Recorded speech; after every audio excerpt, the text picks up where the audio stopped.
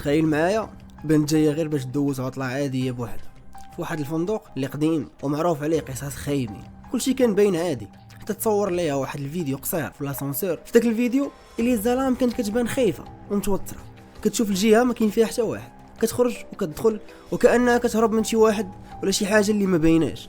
من بعد هاد اللحظات اليزا اختفت بلا حتى اثر، ومنين لقاوها الطريقه اللي لقاوها بها خلات العالم كامل واقف ومصدوم. واش كان غير حديث؟ واش كانت كتهرب من شي واحد ولا كاين شي سر خطير مازال حتى لدابا ما مفهومش؟ خليكم معنا من الانترو. السلام عليكم اصدقاء، معكم كافيين في قصه اليوم. واليوم جبت لكم واحد القصه اللي هي حقيقيه، من شده الغموض ديالها بقات حيره العالم كامل.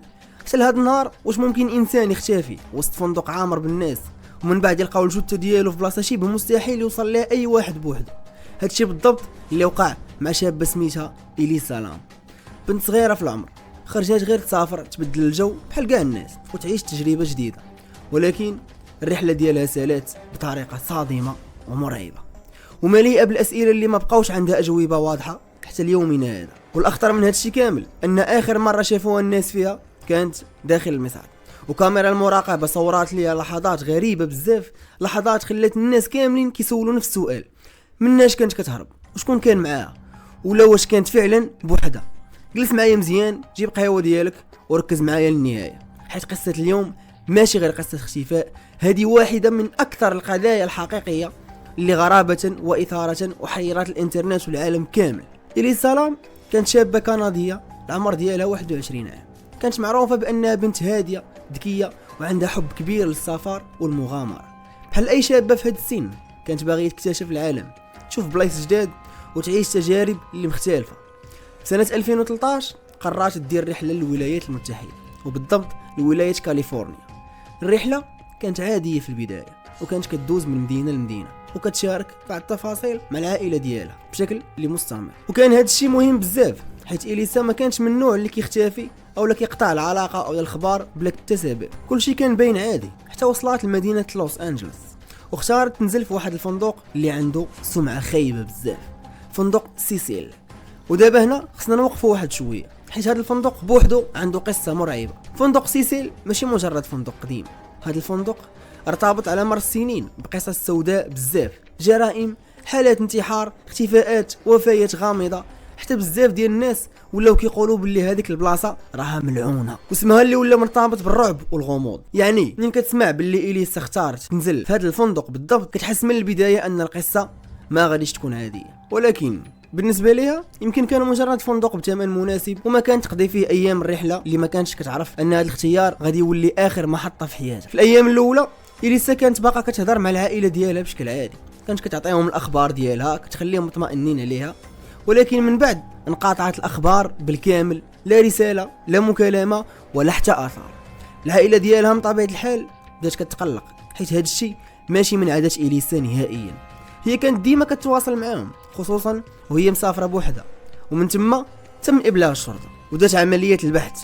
الشرطه بدات كتقلب في كل بلاصه، في غرف الفندق، في الممرات، في المخارج والمنطقه اللي دايره بالفندق. سولوا الموظفين، قلبوا على اي شاهد، شافوا الكاميرات، ولكن الغريب انه ما كانش حتى شي اثار واضح لها. بحال اليسا تبخرات. وهذه القضيه بدات كتولي اكثر غرابه، حيت اختفاء شابه وسط فندق فيه بزاف ديال الناس والموظفين، الممرات والمصاعد والكاميرات، ماشي حاجه سهله اللي غادي توقع بلا ما يلاحظها حتى شي واحد. ولكن من بعد خرج واحد الفيديو، وفاش خرج هذا الفيديو القصه تقلبات راسا على عقب، من اختفاء غامض الى لغز عالمي اللي باقي لدابا محير الناس.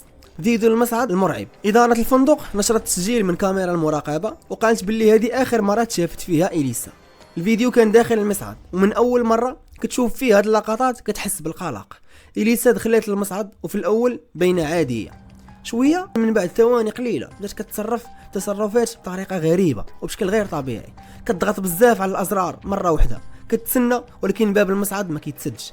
كتخرج شويه برا وكتطل من الزاويه بحال الا شي واحد كاين برا وكتراقبه. من بعد كترجع وكتخرج عاوتاني مره اخرى، كتبدا تحرك ايديها بطريقه غريبه بحال الا كتهضر مع شي شخص. ولكن الغريب في الامر انه حتى شي واحد ما كيبان في الكاميرا. مره كتبان خايفه، مره مرتبكه، مره كتشوف اليمين مره اليسار، والوجه ديالها كامل فيه توتر وارتباك. الناس اللي شافوا هذا الفيديو بقاو مصدومين، حيت التصرفات ديالها ماشي تصرفات ديال الانسانه طبيعيه، وهذا الشيء فتح باب العشرات من النظريات. بعض الناس قالوا ممكن كان شي شخص كيتبعها، اخرين قالوا لا، ممكن كانت فعلا في حاله نفسيه صعيبه، وهذا اللي خلاها تتصرف بهذا الشكل. وكاينين اللي مشاو بعيد بزاف وربطوا القضيه بامور خارقه للطبيعه، خاصه بسبب السمعه المرعبه ديال فندق سيسيل. ما كانش غير في هذا الفيديو الصدمه الكبرى، كانت مازال جايه المفاجاه المرعبه. من بعد ايام على اختفاء إليس سلام، نزلاء الفندق بداو كيشتكيو من الماء، قالوا باللي لون الماء تبدل والطعم ما بقاش طبيعي، وحتى الرائحه ولات مريبه في الاول.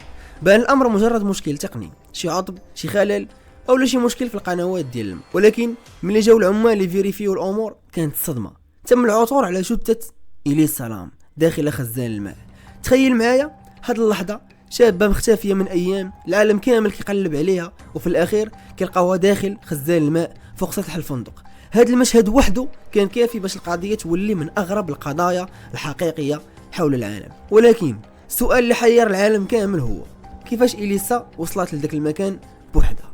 ماشي اي واحد يقدر يوصل ليه بسهوله، كاين السطح وكاين الارتفاع وكاين صعوبه الوصول. يعني مباشره الناس بداو كيسولوا واش طلعت بوحدها، واش شي حد طلعها، واش كانت حيه من دخلات الخزان؟ هذه اسئله كاملين زادت طين بله، وخصوصا من يرجعوا الناس للفيديو ديال المصعد وكيبان ليهم باللي ما كتهضر مع حتى شي واحد غير هي بوحدها. فمناش كانت خايفه ولا كانت كتشوف شي واحد بالضبط؟ علاش ما بانش في فيديو الكاميرا؟ ولا كانت بوحدها؟ كيفاش وصلت لهذاك المكان المعقد؟ من بعد الاكتشاف الصادم دارت تحقيقات بشكل اكبر، الشرطه، الطب الشرعي، اداره الفندق، كلشي بدا كيقلب على جواب يفسر هذه النهايه الغريبه. وفي الاخير خرج تفسير رسمي، ما كان حتى شي دليل قوي وواضح على وجود جريمه قتل.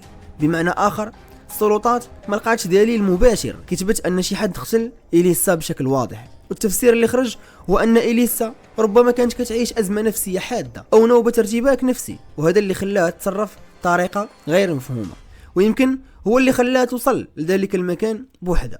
وكان معروف ان إليسا كانت عندها مشاكل مرتبطه بالصحه النفسيه، وكانت كتاخذ ادويه مضاده للاكتئاب، وهذا المعطى خلى كثير من المحققين يرجحوا باللي السلوك اللي بان في الفيديو المصعد ممكن يكون مرتبط بحاله نفسيه صعبه.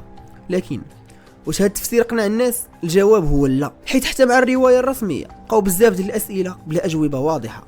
اول سؤال، علاش كانت كتشوف برا المصعد بهذه الطريقه؟ واش كانت كتشوف شي شخص ولا كانت كتشوف شي حاجه اخرى؟ ثاني سؤال، علاش باب المصعد ما كانش كيتسد بسرعه؟ واش كاين شي خلل تقني ولا حيت كانت ضغطت على ازرار كثيره؟ وثالث حاجه واللي كتعتبر الاهم، كيفاش قدرت توصل لخزان الماء فوق السطح بسهوله؟ واش السطح كان مفتوح؟ واش كان ممكن توصل ليه بلا ما يشوفه حتى واحد؟ علاش الفيديو باين غريب حتى في الايقاع ديالو؟ حيت بعض الناس قالوا بلي لقطات ربما ما كانتش كامله او تم التلاعب بسرعه الفيديو، وهذا الشيء زاد من الغموض. كل هاد التفاصيل خلت الناس تنقسم لجوج الاقسام. الناس كيقولوا ان القضيه حزينه نعم وغامضه، ولكن في الاخير ممكن تكون مرتبطه بحاله نفسيه مؤلمه، وهذا الشيء واقع وممكن يوقع. في المقابل كاينين ناس اخرين كيقولوا باللي لا، كاين بزاف ديال الحوايج اللي ما راكباش، كاين شي تفصيل اللي ناقص ولا شي سر اللي ما خرجش للناس. علاش هذه القضيه بقات مشهوره اليومنا هذا؟ كانت هذه هي النهايه ديال القصه ديالنا ديال اليوم. الا عجبكم المحتوى ما تنساش دير لايك، سبسكرايب، ودعمنا بشي كومونتير. مازال جايين قصص رعب وجريمه شيقين بزاف ومواضيع اللي خصنا نهضروا عليهم. تابعوا معنا، كان معكم كافيين، مع السلامه.